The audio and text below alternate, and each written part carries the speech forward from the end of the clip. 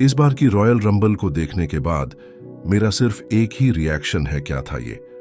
एक ऐसी royal rumble जिसकी इतना ज्यादा हाइप थी, सभी फैंस की काफी ज्यादा एक्सपेक्टेशंस थी रिटर्न्स और सरप्राइजेस को लेकर। लेकिन एंड में हमें क्या देखने को मिला? जे यूएसओ, जिसके बारे में किसी ने भी नहीं सोचा था, सभी ऑड्स को बीट कर वो जीत चुके हैं रॉयल रंबल और गारंटीड एक टाइटल अपॉर्चुनिटी मिलेगी रेसलमेनिया 41 में। इसके साथ शार्लेट फ्लेयर ने भी विमेन्स रॉयल रंबल मैच को जीतकर अपना स्पॉट कंफर्म कर लिया है रेसलमेनिया 41 में। तो आज हम इस वीडियो में बात करेंगे रॉयल रंबल के बारे में, कैसा ये प्रीमियम लाइव इवेंट रहा, किस तरह के मैचेस रहे और सारे सरप्राइजेस और रिटर्न के बारे में डिटेल में बात करेंगे। तो बिना किसी देरी के वीडियो को शुरू करते हैं। शो की शुरुआत करते हैं। स्टेफेन मैकमहन वो आती है और वेलकम करती हैं क्राउड का रॉयल रंबल के लिए और फैंस को हाइप करती है इस प्रीमियम लाइव इवेंट के लिए। इसके बाद हमें देखने को मिलता है विमेन्स रॉयल रंबल मैच, जिसकी शुरुआत करती है आयो स्काई और लिव मॉर्गन। और हर बार की तरह ये मैच भी स्लो बिल्डअप से स्टार्ट हुआ और थोड़ा थोड़ा करते करते है रिंग भी रेसलर्स से भरने लग पड़ी थी। इस पूरे मैच में हमें थोड़े बहुत रिटर्न और सरप्राइजेस देखने को मिले थे।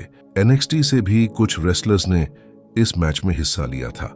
नाओमी, बियांका ब्लेयर, बेली, चेल्सी ग्रीन जैसी सुपरस्टार्स भी इस मैच में थी और जॉर्डियन ग्रेस, जो कि पहले टीएनए की रेसलर थी, वो भी आज ऑफिशियली डब्ल्यूडब्ल्यूई के साथ साइन हो चुकी हैं और वो भी हमें इस रॉयल रंबल में हमें देखने को मिली थी। बात करें अगर सरप्राइजेस की, तो hall of famer Trish stratus और निक्की बेला हमें इस मैच में देखने को मिली थी। लेकिन सबसे अच्छी चीज मुझे इस मैच में और पूरे रॉयल रंबल में देखने को मिली, वो है अलेक्सा ब्लिस का रिटर्न। एक ऐसा रिटर्न जो हम सभी फैंस बहुत लंबे समय से देखना चाहते थे और जो पॉप अलेक्सा ब्लिस को उनके रिटर्न को लेकर मिला, वो काफी ज्यादा शानदार था और मेरे लिए ये इस रॉयल रंबल का सबसे बड़ा मोमेंट रहा है। और इसके साथ शार्लेट फ्लेयर ने भी आज अपना रिटर्न इंजरी के बाद कर लिया है।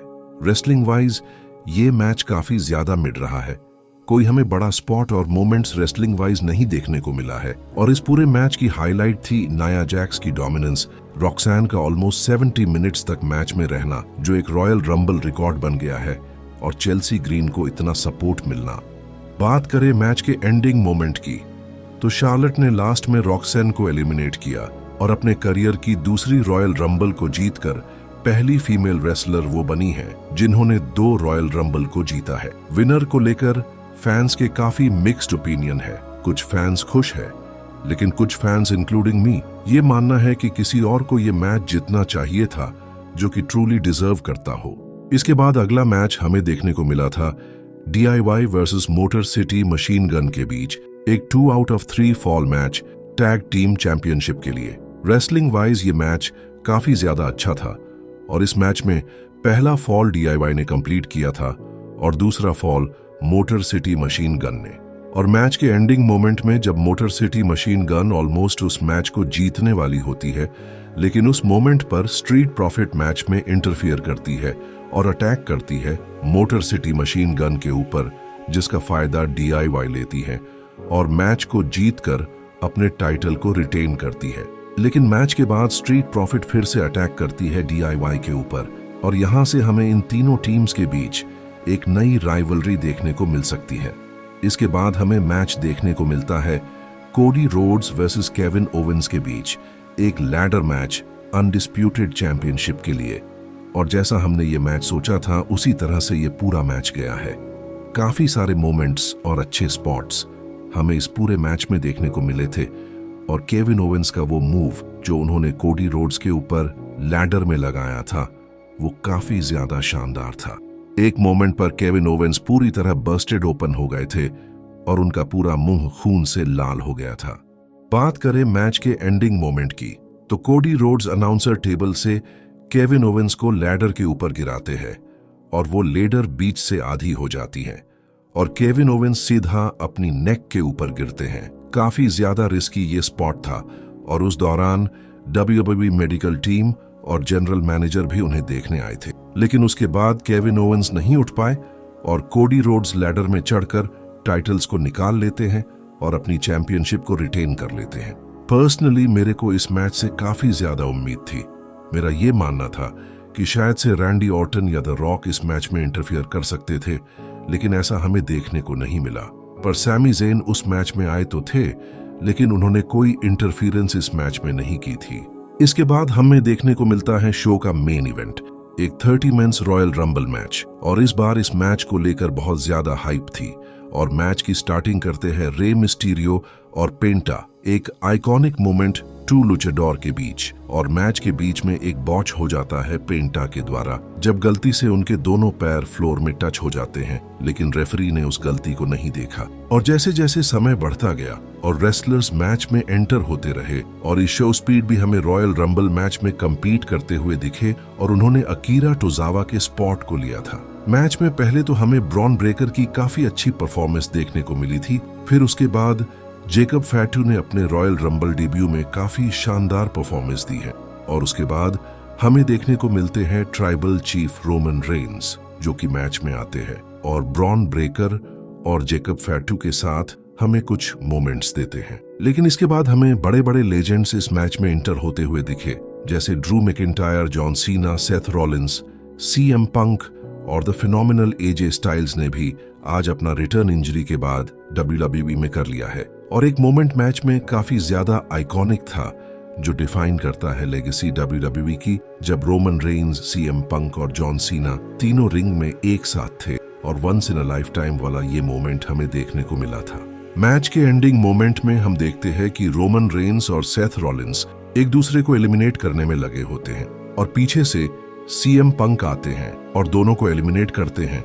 और उसके बाद लोगन पॉल एलिमिनेट करते हैं CM पंक को, यानी जो सबसे फेवरेट थे मैच को जीतने के लिए, वो सभी एलिमिनेट हो जाते हैं। सिर्फ जॉन सीना, जो कि फेवरेट थे मैच को जीतने के लिए, वो रिंग में रहते हैं। और उसके बाद लोगन पॉल भी एलिमिनेट हो जाते हैं और फिर रहते हैं दो रेसलर जो थे, जॉन सीना और जे यूएसओ। दोनों रेसलर्स काफी ट्राई करते हैं एक दूसरे को एलिमिनेट करने की। हमें स्पीयर देखने को मिला, हमें STF और 5 नकल शफल जॉन सीना से देखने को मिला। और मैच के एंडिंग मोमेंट में दोनों रेसलर्स रिंग के बिल्कुल बाहर आ गए थे और सभी को ऐसा लगा कि यह पर जे यूसो एलिमिनेट हो जाएंगे। लेकिन उसके बाद जो हुआ वो किसी ने भी नहीं सोचा था, क्योंकि जे यूएसओ एलिमिनेट कर देते हैं जॉन सीना को और वो अब मेन इवेंट करने वाले हैं इस साल की रेसलमेनिया को गंथर के अगेंस्ट। और ये सब देखकर जॉन सीना को बिल्कुल भी बिलीव नहीं होता है, लेकिन वो रिंग में जाते हैं और हक करते हैं जे यूएसओ को, उनका हैंड रेज करते हैं और वहां से चले जाते हैं। इसके बाद जे यूएसओ पॉइंट करते हैं रेसलमेनिया साइन की तरफ और कुछ इस तरह से हमें रॉयल रंबल का एंड देखने को मिलता है। तो अगर मैं बात करूं मेरे खुद के ओपिनियन की, तो मुझे ये शो काफी ज्यादा मिड रहा है, न ज्यादा अच्छा और न ज्यादा बुरा।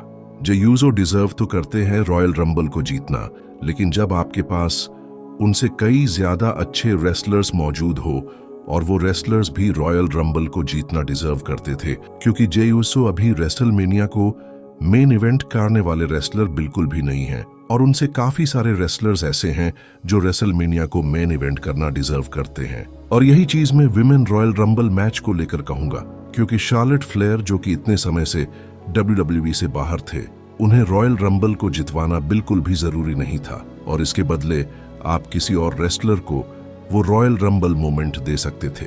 तो ये मेरा ओपिनियन है।